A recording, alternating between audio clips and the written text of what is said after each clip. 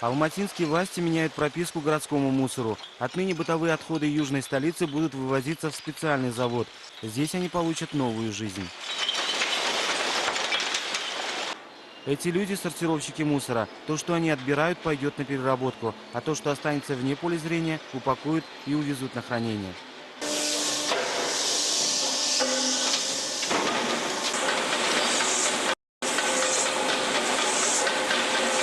Я надеюсь, что 30% вы видели, что на линии сортировки стоят люди, забирают то, что можно сегодня переработать.